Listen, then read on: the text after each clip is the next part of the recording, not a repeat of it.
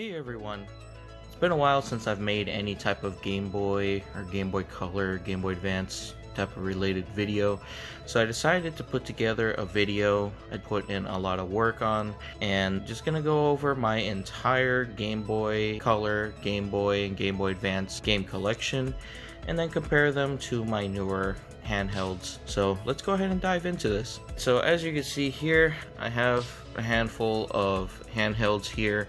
These are the ones that are in working order that I can actually use on a daily basis.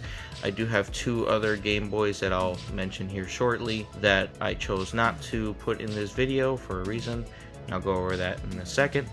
But in this video, I'll be going over my modded Game Boy Color, my modded Game Boy Advance, my Game Boy Advance SP AGS 101 backlight screen, comparing it down the line to my DSi XL, my new 3DS XL that has been hacked, and my Nintendo Switch. I'll also be going over each individual story on where I got each Game Boy Advance and Game Boy Color and Game Boy game. Some of them have some pretty good stories behind them, and some of them were just quick pickups. So anyway, the other two Game Boys I have are an unmodded original pink Game Boy Advance, but it looks grimy. Some of the plastic is melted on the back. It is in working condition. However, I chose not to put it in the video because it just doesn't look very good, and I eventually do plan on modding that whenever I have the money and the chance to. My second to last Game Boy that I chose to leave out of this video is a Game Boy Pocket that was given to me by a close friend of mine who is also my channel moderator, Dumality or Daniel.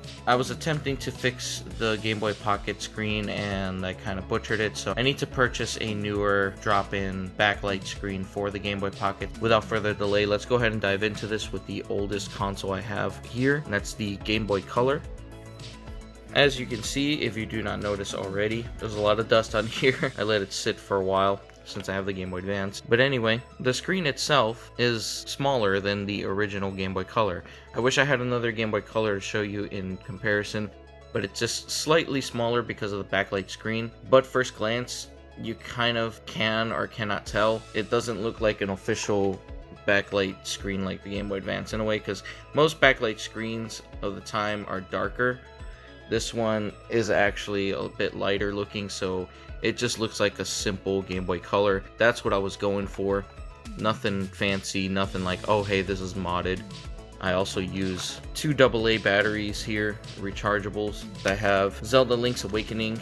So the thing about this game was I went to, I believe, a card shop, trading card shop that had this game, I believe. When I purchased it, I noticed that it had K to A, kids to adults. So this was actually a not for resale game cartridge. So, but it still works. It is Link's Awakening.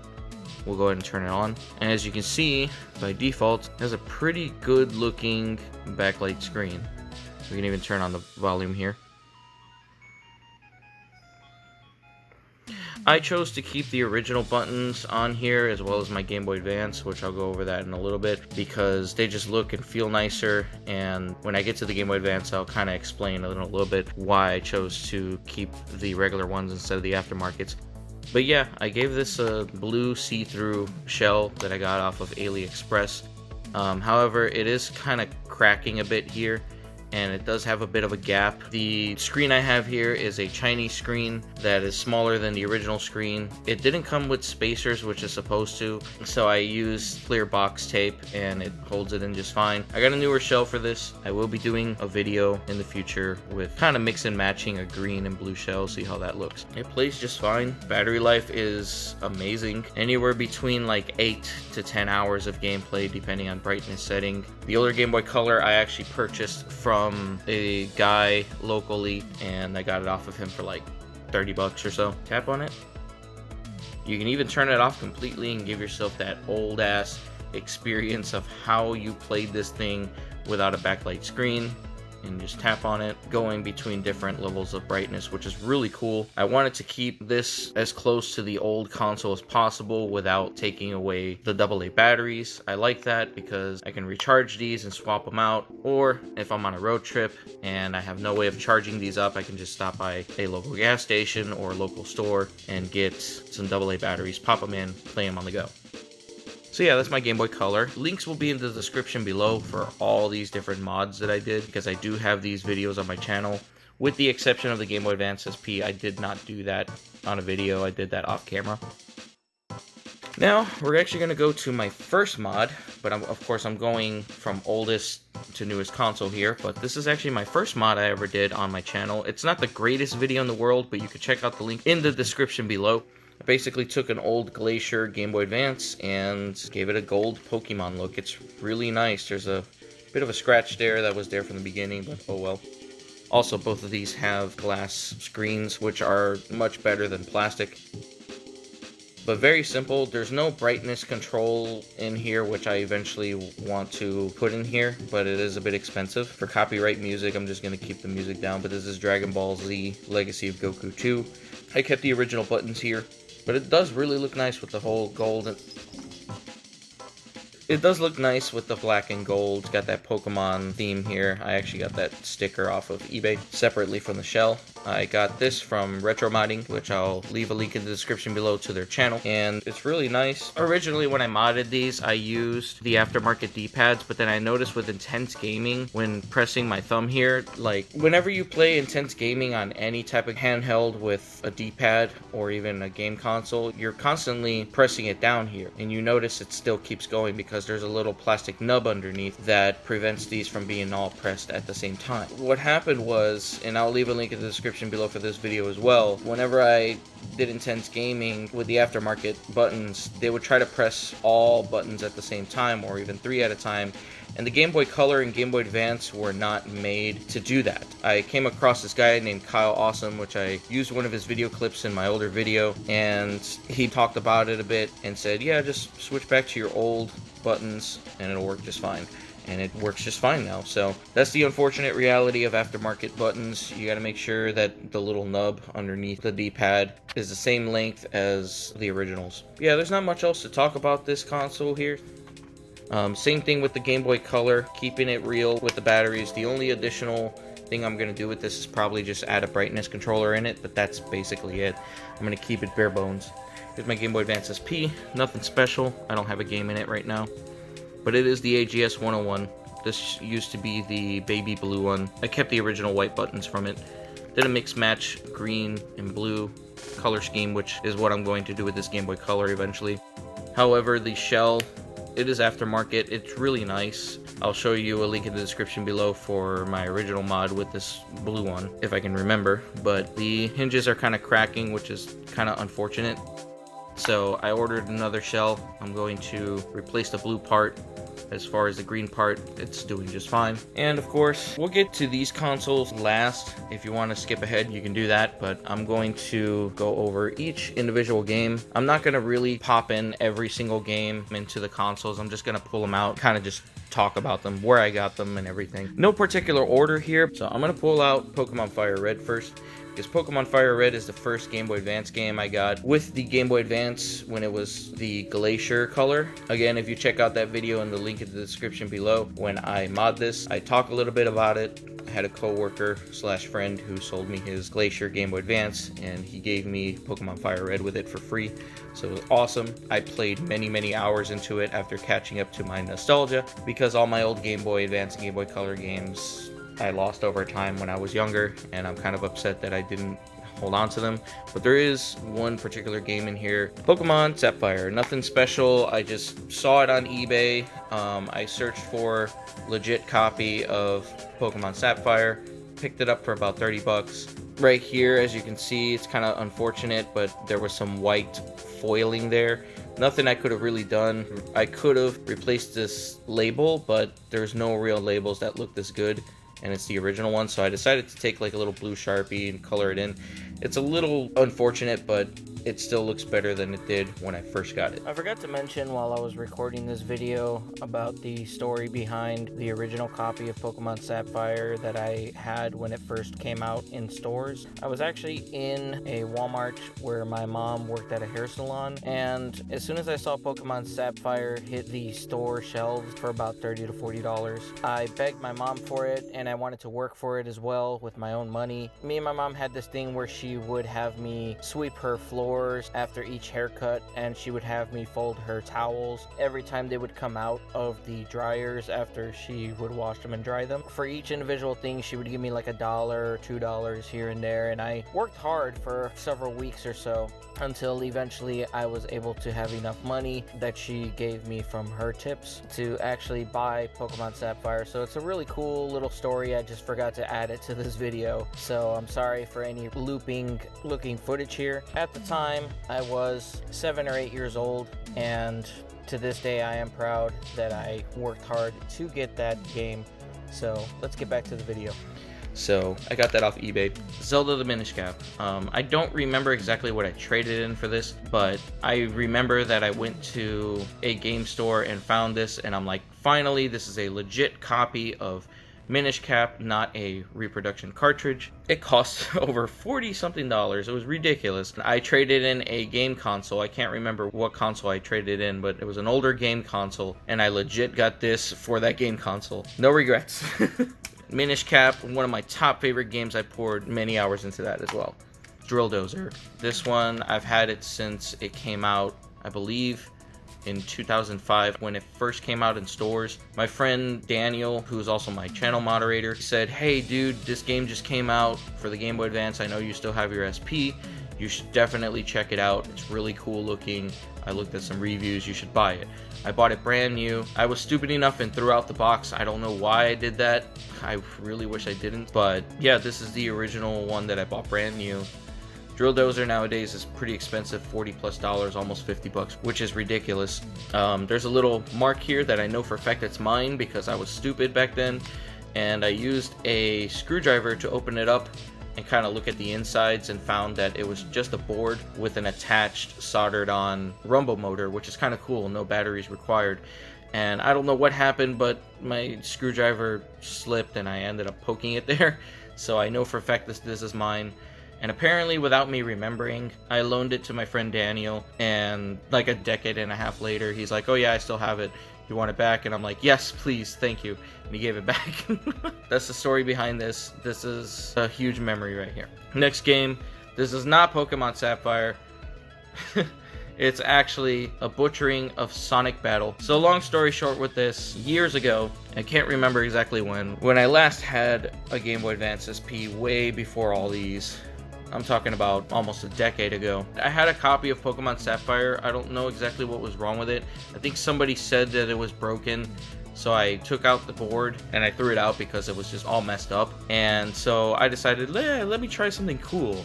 So I decided to put Sonic Battle, because it's Sonic and he's blue, in the shell and reuse it. And then I did a butchering of using my mom's hair blow dryer to take this off, but of course I didn't take my time, and I tried putting it back on here and it wouldn't stay.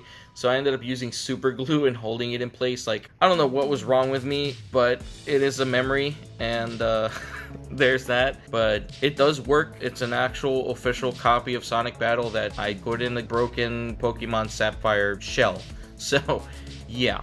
I've been also trying to find replacement labels, but then again, this is just a reminder not to do something stupid like this again. But it does work. However, the save chip on the inside doesn't hold saves, which is kind of annoying. I kind of have to like get a SRAM chip and kind of swap them out eventually, but for now, it's just added to my collection. It's really cool. I like it.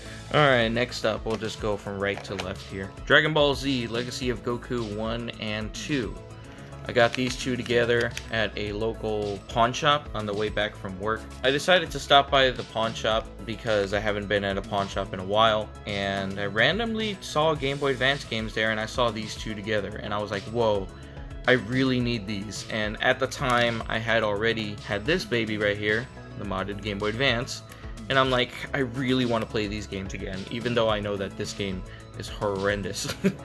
and I'll go over that shortly. They were selling each of them for a pretty high price. I think this one was going for $15. This one was going for $8, so total like $23. But I said, hey, can you just do me a favor and just sell them both to me for 15 bucks? And lady asked the owner of the pawn shop. He said, yeah, no problem, I'll sell them both to you for 15. So I got both of these for 15 bucks together. I replayed this one and I was like, oh god, everything kills you no matter how high of a level you are. It reminded me of the fact that I was like, how did I ever beat this game? And then I remembered, oh, the cheat code, up, down, left, right, BA, and then start at the very beginning.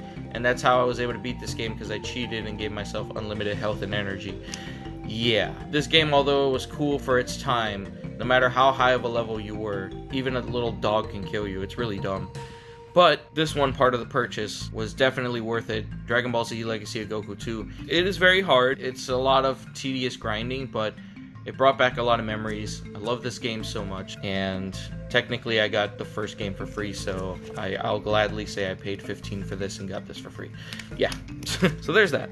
Alright, so this is one of several games that I got from a game store called Are You Game. It's called Sega Smash Pack, which has several games in here. I don't remember exactly which games all they have. I know there's Echo the Dolphin, and there's a Sonic pinball game, I think, but I don't remember the third game, so that's why I'm popping it in. Some of these I will pop in and show you guys, but I'm not going to do it for every single one. This one in particular, I need to do it because I don't remember the third game, but this one, I don't remember exactly how much I got it for. Are You Game was doing like a buy two get one free sale. I think it was buy three get one free. I don't remember. Buy two get one free. We'll just stick with that. And the cheapest game you got for free. It's a Sega Smash Pack. It comes with Echo the Dolphin, Golden Axe, and Sonic Spinball. I'm not going to show any gameplay or anything like that because this video will take forever. But this cartridge normally goes for about like $4 or $5. They were selling it for $7, which is ridiculous. But because they were doing the buy two get one free sale, I figured why not. Another game, I haven't really been playing this that much, but it's a great game. So Lady Sia is another fun game. It's a side-scrolling game where you play as a woman with a sword. It's really badass. I highly recommend it. I don't remember exactly how much this was for, but I know this was amongst the buy two get one free sales. If I can find the other game that I got amongst the buy one get two free, I'll show you. Here we go, and that's Blender Brothers. We'll get to that shortly. Basically, yeah, buy two, get one free. I think I paid for both of these, Lady Sia and Smash Pack.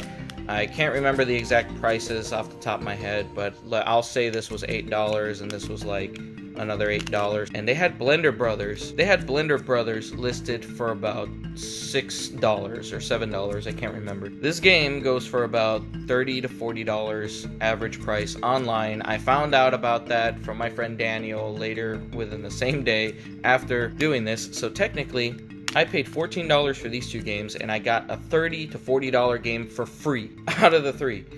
And this was in a bin. I didn't know. Like, my friend Daniel told me about it later, and I'm like, well, tough luck, Are You Game? I didn't know, so I ain't going back. But Blender Brothers is another awesome game, side-scrolling. You play as this weird creature thingy with a helicopter-type head. It's fun. It's a lot of fun. Alright, let's go ahead and show off my Mega Man Battle Network collection here. I have Battle Network 3 Blue, 4 Blue Moon, and 5 Team Proto Man. These are the only ones I have currently, as the other ones can be a bit expensive, especially the very first game, which is extremely expensive. The second one is also expensive. I don't have any personal attachments to those games. Realistically, Mega Man Battle Network 3 Blue, I have the most attachment to. This is the game I played the most when the Game Boy Advance SP first came out. I got these games. I don't remember exactly where I bought all of them. I believe these were all from a place called Cybertron Video Games. They were reasonably priced. I can't remember exactly how much I paid for each one, but I played each of them. I beat them all. Battle Network 3 is the one that I poured the most hours into playing it again. Really love that game. These right here are just regular Game Boy game cases. I'm just putting there as spacers for now. I got these here. I'm actually going to talk about these first before I get to this one. In fact, I'll talk quickly about this one. This is a Kingdom Hearts Chain of Memories for the Game Boy Advance. I believe I got this from Cybertron Video Games as well. Don't remember exactly how much it was. Never truly played this game until I was a teenager. But yeah, nothing special about backstory on that one. These two, however, I got from a friend of mine. A friend of mine sold these old Game Boy Advance games to me. Yes, this is a legit official Nintendo copy of Four Swords. I'll tell you why it looks weird and faded. But yeah, I got both of these for pretty dirt cheap from an old friend of mine who saw that I was collecting Game Boy Advance games again. We got Golden Sun, which is beautiful. Somewhere in the corner, it's almost impossible to see now. There was some whiting, and I actually used a dark green Sharpie, and it works really well. You can't even tell that there was any whiting on the edges. Official copy. Poured a lot of hours into this game. Still have not beaten it yet, but I put it to the side for now. This is actually Zelda: A Link to the Past, where the Four Swords part of the game, where if you had 4 copies of these, you could play 4 players on that part. It's a legit copy of the Game Boy Advance, which is awesome. There was a protective film on top of here before, and apparently it peeled off, so the logo and everything else that made it look official got peeled off, so it looks like it's fake, but I can tell you for a fact this is a legit copy. It's just the label got all messed up. However, I don't care to replace that label. It looks fine by me. It definitely could tell some stories there. Next up, we're gonna show off these Game Boy and Game Boy Color games. Alright, so I got Kirby. I got Kirby's Tilt and Tumble here. Awesome game. Biggest reason why I love having this game is because it's a tilting type of game that you can use the weird special motion sensing chip that it has in there, which is kind of strange. The real strange thing about this is it does work beautifully on the Game Boy Color and the Game Boy Advance, but when it's on the SP, it's kind of like reverse controls, which is weird, and I'll actually show that here in a sec. So one of the biggest reasons for having those mods is to be able to play games like this with no problems. But yeah, when you put it upside down here, for some reason it just registers it as upside down. It has to be facing up, which is kind of strange. So it's not like Wario Twistware where you can just play it all willy-nilly. So if I go down, it goes up. If I go up, it goes down. Left is right, right is left. It's really strange, but it definitely works with the Game Boy Color and Game Boy Advance that I've modded. This was one of my favorite games. I picked this up, I think, on Amazon for about $7 to $10. I also got a custom game case for it. I don't have it with me currently. It's in the other room and I don't feel like getting it, but yeah. Next up, Pokemon Crystal. Also really expensive freaking game. I think it was 40 or 50 bucks when I got it. I traded in a bunch of games towards it at Cybertron Video Games. Definitely worth the pickup. Awesome game. Quick story on this game though. When I was a kid and this first came out, I really wanted to get it, but my mom prevented me because she's like, oh, you got the other games that play exactly like it. And I'm like, alright, fine. I kind of missed out as a younger kid because I'm like, man, this has a really cool story with Suicune and just a bunch of other features, especially choosing a boy or a girl. But either way, I'm glad I have it added to my collection. Next up, we have Pokemon Gold. I had a choice between picking up Pokemon Gold and Pokemon Silver at Cybertron Video Games, and I picked up Pokemon Silver at first, and then I realized that the save battery was messed up. I had them change it out, and the save battery was messed up a second time. So after the second time, I said, hey, let me just get this Pokemon Gold game real quick and test it. I tested it, it held a save, and I said, hey, I'll just take Pokemon Gold. I don't want a faulty Pokemon Silver game, and so I got this instead. I poured many hours into it. However, the one I grew up with was Pokemon Silver. Pokemon Silver to this day is my favorite game. I have yet to pick up a copy. I've just been lazy about it, but I do have this added to my collection. Next up, Pokemon Red. This is a legit copy as well. All these games are legit copies. If there are any reproduction cartridges in here, which I doubt, I don't think there is at all, I'll let you know, but pretty much every game here is legit. This is a legit copy, a really good looking legit copy of Pokemon Red, the original. I bought this off of a guy who said he purchased this when he was younger as a kid off the store shelves. He only played it, I think, once or twice, and then he put it to the side in this game case, which I probably should put it in there, but at least for now, I'll just leave it loose because of room in there or whatever. He said he never changed the battery or anything. He only played it once and that was it. Battery still saves. It's awesome. So next up, we have Pokemon trading card game. This I picked up at another local shop. It was like a weird mixture of everything, like movies and musical instruments, gaming stuff, and then they randomly had this, and I'm like, yes, I gotta have this. Same thing with Wario Land, that's the same place where I picked that up as well. However, these two games need their save batteries replaced, which is unfortunate. But as a kid growing up, I never really played Wario Land, and I never really played Pokemon trading card game past the tutorial. Because I know how to play the trading card game, this is a lot of fun for me. I can't wait to replace the save batteries in this so I can play it right away. But yeah, don't remember exactly how much I paid for those, but as far as Pokemon Red and back, I don't remember how much I paid for those. This case in general here, before I move on to the next half of the games, was originally for trading cards. I used to collect a bunch of trading cards such as Pokemon, Magic the Gathering, and so on. And I repurposed this after getting rid of a bunch of bulk trading cards that I don't use anymore because I don't play the card games anymore. And I repurposed this for Game Boy games. Alright, so let's go ahead and move on here to the right hand side. Okay, so starting with Spyro Season of Ice. Fun fact, not this game cartridge in particular, but my very first Game Boy Advance game I have ever purchased, or that my dad got for me when I was a kid, was Spyro Season of Ice. I got this, and I ended up getting a pink Game Boy Advance because it was the only one they had left at the time. Eventually I traded it to a friend for a white Game Boy Advance, which was kind of cool. But yeah, this was my very first Game Boy Advance game I've ever purchased, and I poured a lot of hours into it. I don't think I've ever beaten it when I was a kid, but it's great to have it back. I do plan on playing it again eventually. Another one that I've never played before is Spyro Season of Flame, so Spyro 2. It's a sequel to Spyro Season of Ice, so I figured why not get the both of them. I got both of those from a local gaming shop. I can't remember, Cybertron Video Games, I think it was. Don't remember the prices on them. Next up, I got these random games. Just saw them, played them for a little bit, and I thought they were cool. Naruto Ninja Console, really cool side-scrolling fighting game. No rules, get fat. It's basically a puked up 90s edgy boy feels like skateboarding game. It's fun. I only got it because of the fact that it looks pretty crazy and extreme. I'll show it to you. No rules, get fat. So yeah, that's basically what it looks like. He looks like a tech deck dude, basically. Yeah, it's got those crazy looking art from the early 2000s, early 90s. I got it because of that, because it's silly. It's a side-scrolling skateboarding game. Alright, so on to these games. I told you guys about this in the beginning. Don't remember exactly how much I paid for it, but I paid for the actual price of Link's Awakening for this non-resale version, which is supposed to be cheaper, so I kind of got a little gypped, but oh well. Alright, so these games. Zelda Oracle of Ages, which is one of the first Game Boy Color Zelda games that I purchased when I was a kid. I realized soon after my mistake because this was the harder one with all the crazy puzzles, and I believe as a kid it was just impossible for me to beat it. I finally went out of my way to beat this game. It was very hard, but well worth it. I purchased it at a game store. I can't remember which one, but the label was very faded and disgusting looking. So what I did was I took off the label, cleaned it all up with isopropyl alcohol. I went on Etsy and purchased a new label, but this is still a legit copy. Also, two random ass games that I'll probably never play, but I added them to my collection because they look funny and cool. I got Troballs.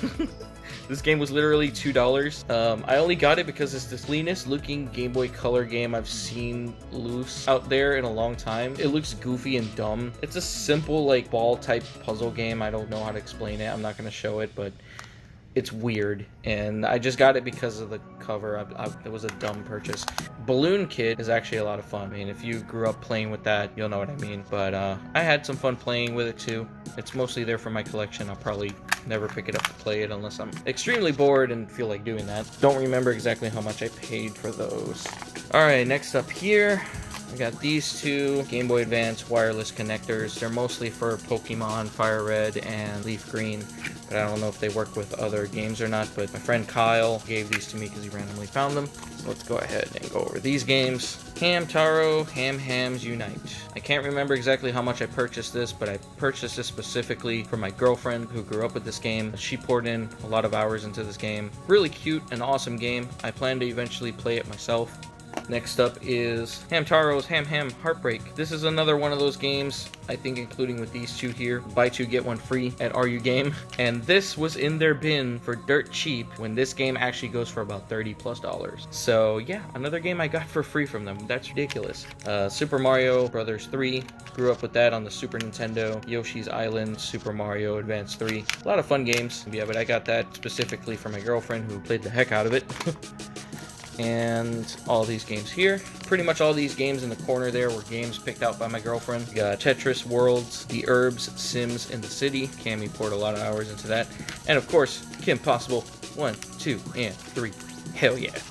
But guys, that's pretty much my entire Game Boy collection there as a whole. So comparing the older consoles with the newer consoles, of course newer consoles are by far superior in every way with their screens and such, especially with the fact that you can hack consoles like the 3DS and the Switch, which the Switch I have is not really hackable right now, but eventually I know it will be. But I gotta say, I'm really happy to have all these game consoles in my collection. The SP is mostly played by my girlfriend whenever she wants to play Game Boy Advance games. Sometimes I'll pick this up and play it on the go, just because it's a clamshell form factor and it's easier to carry. I specifically use my Game Boy Color to play, of course, the Game Boy Color and Game Boy games. I like playing the original games with their original consoles. That's just who I am. I like doing it that way.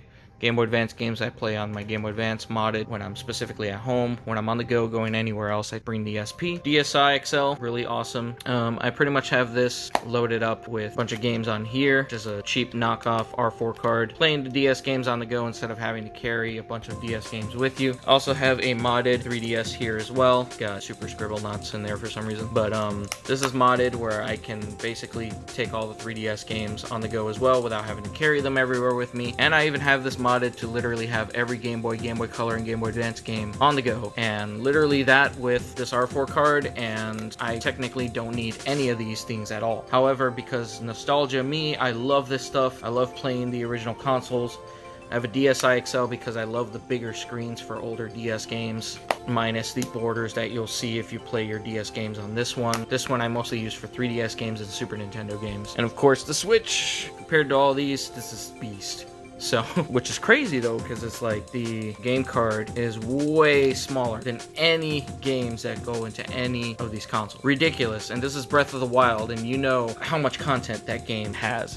It's crazy how technology has come along the way. If you like this video, go ahead and thumbs it up. Don't like it, thumbs it down. Subscribe to see more videos. Comment below, let me know what your favorite game handheld is, especially when it comes to nostalgia or convenience. But let me know what your to-go everyday handheld is, and especially your favorite older retro handheld would be. Comment below, let me know. Once again, give this video a thumbs up. Check out Hill's music in the description below. I'll leave all links to his social media down below. Thank you guys so much for watching. Hit the bell icon to see whenever I actually stream. I mostly stream. Go ahead and follow me on Twitter, Sojan_Nedos. If you want to become a Patreon, go to patreon.com/SojanNedos. All that will be left in the description below. Become a patron.